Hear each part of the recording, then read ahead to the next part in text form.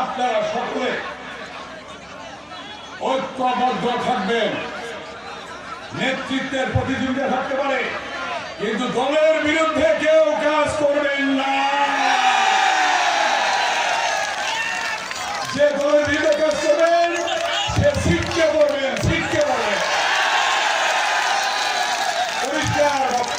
মেহেরপুরে বিএনপির জনসভা অনুষ্ঠিত হয়েছে মঙ্গলবার 25শে ফেব্রুয়ারি বিকেল 4টার দিকে মেহেরপুর সরকারি কলেজ মাঠে এ জনসভা অনুষ্ঠিত হয়। জেলা বিএনপি আয়োজিত জনসভায় প্রধান অতিথি হিসেবে উপস্থিত ছিলেন বিএনপি চেয়ারপারসনের উপদেষ্টা ও সাবেক মন্ত্রী আমানুল্লাহ আমান। জেলা বিএনপির আহ্বায়ক জাভেদ মাসুদ মিল্টনের সভাপতিত্বে এ সময় সাবেক সংসদ সদস্য মাসুদুরুন আমজাদ হোসেন ও জেলা বিএনপির সদস্য সচিব অ্যাডভোকেট কামরুল হাসান সহ অন্যান্য নেতৃবৃন্দরা উপস্থিত ছিলেন। নেতৃত্ব দিল, এরশাদের পতন হলো এবং তারেক রহমানের নেতৃত্বে সর্বশেষ ছাত্র জনতার রক্তের বিনিময়ে আবার নতুন বাংলাদেশ হলো।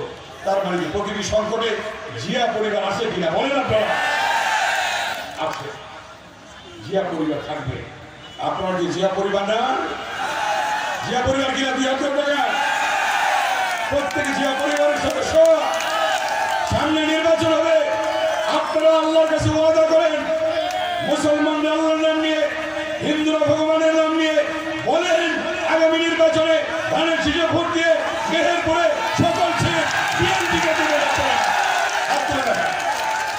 হাত তুলে দেখান এবং শুরু একটা করতালি দিয়ে দেখান। আপনারা করতালি দিয়ে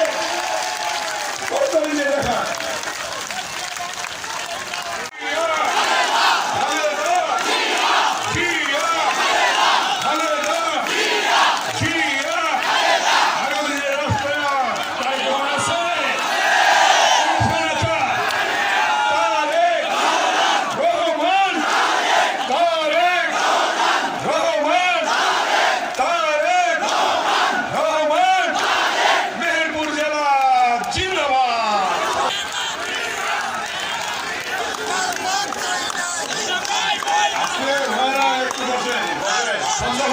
আমি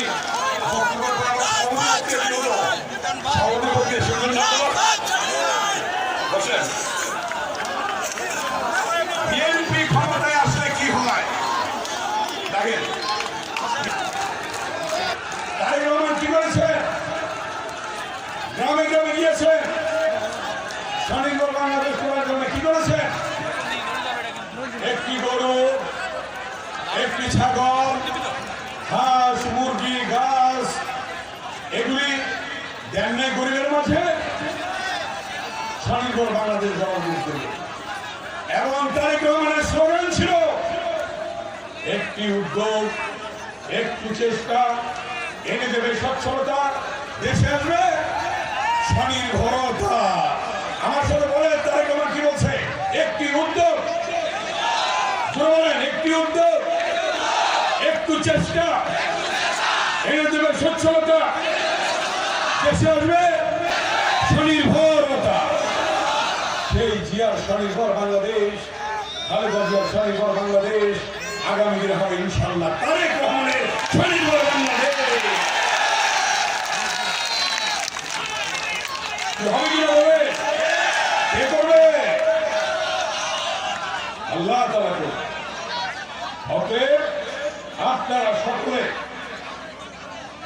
ঐক্যবদ্ধ থাকবেন। নেতৃত্বের প্রতিযোগিতা থাকতে পারে, কিন্তু দলের বিরুদ্ধে কেউ কাজ করবেন না। যে দলের বিরুদ্ধে কাজ করবেন সে শিখতে পারবেন, শিখতে পারবেন।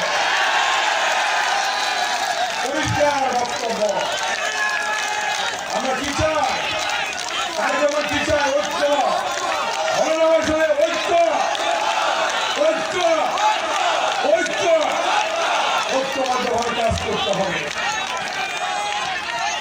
এখানে কোন ধরনের ঐক্যের বিকল্প নেই। দৈনিক আজকের বাংলা .net